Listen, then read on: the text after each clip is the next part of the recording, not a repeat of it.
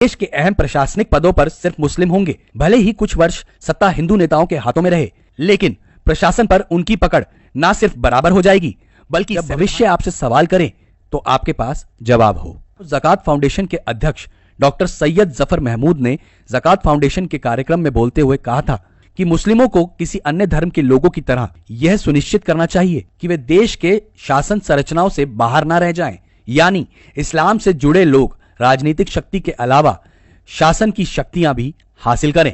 आप सोच रहे होंगे कि ज़कात फाउंडेशन क्या है, तो सुने। ज़कात फाउंडेशन के माध्यम से रिटायर्ड मुस्लिम अफसर अब मुसलमान युवाओं को आईएएस आईपीएस बनने की राह दिखा रहे हैं। ये अफसर इस संस्था की मदद से हर साल 20 से 25 मुस्लिम युवाओं को सिविल सर्विस की परीक्षा पास करा रहे हैं। यही नहीं, अब मुस्लिम युवाओं की संख्या बढ़ाने के लिए ज़कात फाउंडेशन के अध्यक्ष डॉक्टर सैयद जफर महमूद ने जमीयत उलेमा ए हिंद की मदद से 3 एकड़ जमीन पर डासना में सर सैयद कोचिंग संस्थान के लिए नई बिल्डिंग का निर्माण शुरू कर दिया है।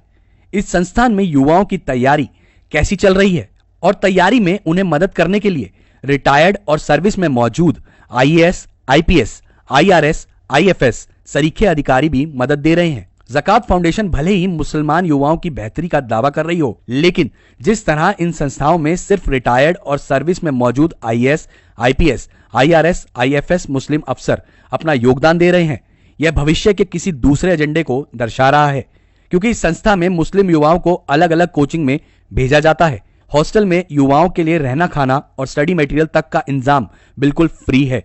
आपको भले ही एक पल को यह सिर्फ खबर लगे, लेकिन पिछले वर्ष ज़कात फाउंडेशन ने 51 मुस्लिम उम्मीदवारों को तैयार किया था, जिसमें से 26 ने इस वर्ष सफलता प्राप्त की।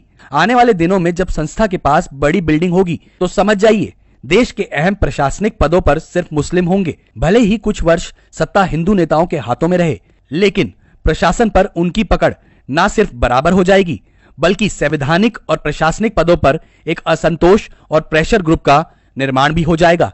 इसका आंकड़ा खुद देख लीजिए दोस्तों। वर्ष 2013, 2014, 2015 और 2016 में मुस्लिमों की संख्या क्रमशः 30, 34, 38 और 36 थी, जो साल 2017-18 में बढ़कर 50 से अधिक हो गई है। और संघ लोक सेवा आयोग यानी यूपीएससी की परीक्षाओं में अल्पसंख्यक समुदाय के 131 युवाओं के चयन के साथ एक नया रिकॉर्ड बनाया। आने वाले वर्षों में जिन तरीकों से मुस्लिमों द्वारा शुरू की अनेकों संस्थाएं आगे बढ़ रही हैं, तो संख्या का अनुपात क्या होगा, आप स्वयं अंदाजा लगा सकते हैं। आपको जानकर हैरानी होगी कि ज़कात फाउंडेशन ज़कात यानी दान के पैसों से चलता है।